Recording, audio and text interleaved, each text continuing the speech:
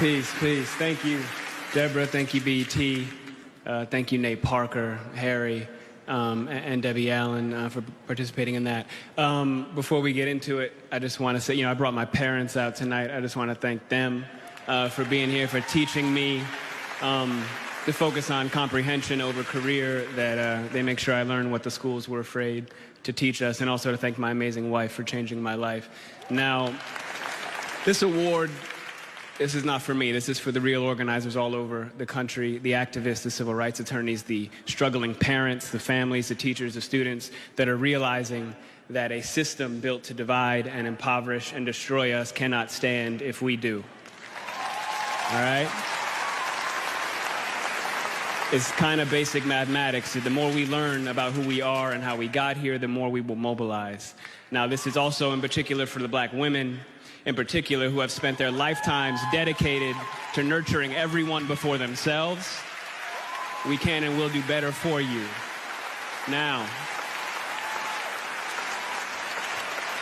what we've been doing is looking at the data, and we know that police somehow manage to de-escalate, disarm, and not kill white people every day.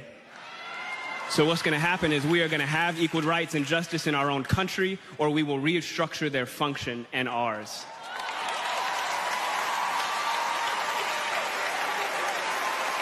Now,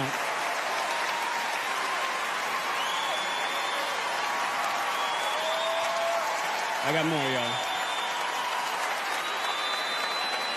Yesterday would have been young Tamir Rice's 14th birthday. So I don't want to hear any more about how far we've come when paid public servants can pull a drive-by on a 12-year-old playing alone in a park in broad daylight, killing him on television, and then going home to make a sandwich. Tell Rakia Boyd how it's so much better to live in 2012 than it is to live in 1612 or 1712. Tell that to Eric Garner. Tell that to Sandra Bland. Tell that to Dorian Hunt. Now, the thing is, though, all of us in here getting money, that alone isn't going to stop this. All right? Now, dedicating our lives to getting money just to give it right back for someone's brand on our body, when we spent centuries praying with brands on our bodies, and now we pray to get paid for brands on our bodies. There has been no war that we have not fought and died on the front lines of. There has been no job we haven't done. There's no tax they haven't levied against us, and we've paid all of them. But freedom is somehow always conditional here. You're free, they keep telling us. But she would have been alive if she hadn't acted so free. Now, freedom is always coming in the hereafter. But you know what, though? The hereafter is a hustle. We want it now. And let's get a couple things straight. Just a little side note. The burden of the brutalized is not to comfort the bystander. That's not our job, all right? Stop with all that. If you have a critique for the resistance, for our resistance, then you better have an established record of critique of our oppression.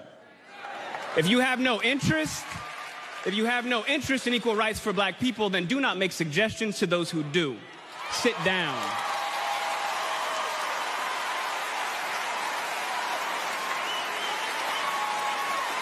We've been floating this country on credit for centuries, yo. And we're done watching and waiting while this invention called whiteness uses and abuses us, burying black people out of sight and out of mind while extracting our culture, our dollars, our entertainment like oil, black gold, ghettoizing and demeaning our creations, then stealing them, gentrifying our genius, and then trying us on like costumes before discarding our bodies like rinds of strange fruit. The thing is that just because we're magic doesn't mean we're not real. Thank you.